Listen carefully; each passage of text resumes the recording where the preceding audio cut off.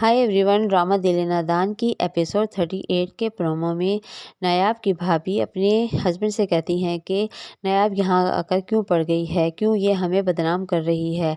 और जिस पर उसके भाई कहते हैं कि वो बेचारी कहाँ जाए, हमारे सिवा उसका कोई ठिकाना भी तो नहीं है। जिस पर उसकी भाभी कहती है किसी ने कहा था कि वो इस तरह से भाग कर आ जाए और छुप कर यहाँ पर बैठ जाए, चली जाए ना, जुनैद के साथ रहे।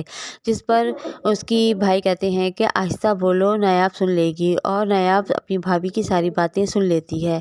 दूसरी तरफ जुनैद जब घर आता है तो ज़ावियार उसे कहता है कि तुम्हारी हिम्मत कैसी हुई यहाँ पर आने की, और वो उसे मारने के लिए उसका गिरेबान पकड़ लेता है और कहता है कि तुमने मेरा घर बर्बाद कर दिया।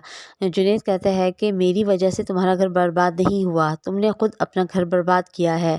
जिस पर जुनैद ज़ावियार कहता है कि तुम जिम्मेदार हो मेरी बर्बादी के, तुम यहाँ से दफ़ा हो जाओ। जिस पर जुनैद उसे धक्का देता है और उसकी माँ और बहन उसे आकर उन्हें छुड़ाने की कोशिश करती हैं, लेकिन दोनों भाइयों में काफ़ी लड़ाई हो जाती है।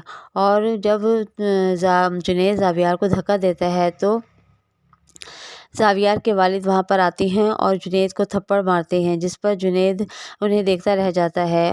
और दूसरी तरफ नताशा की माँ नताशा से कहती है कि तुमने अच्छा नहीं किया, तुमने जुनैद और नायाब पर तोहमत लगाई है, जो बहुत बड़ा गुनाह है। तुम खुदा से डरो और तुम्हें इस तरह नहीं करना चाहिए था। जिस पर नताशा कहती है कि माँ, मैं उससे प्यार करती हूँ, ज़ावियार से, और अपनी पसंद मोहब्बत को पा लेना कोई गुनाह नहीं है। जिस पर उसकी माँ से बहुत समझाती है, लेकिन नताशा कहती है कि मोहब्बत और जंग में सब कुछ जायज़ है।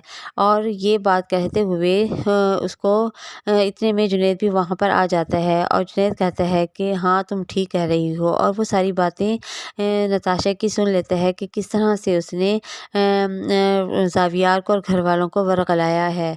अब आगे की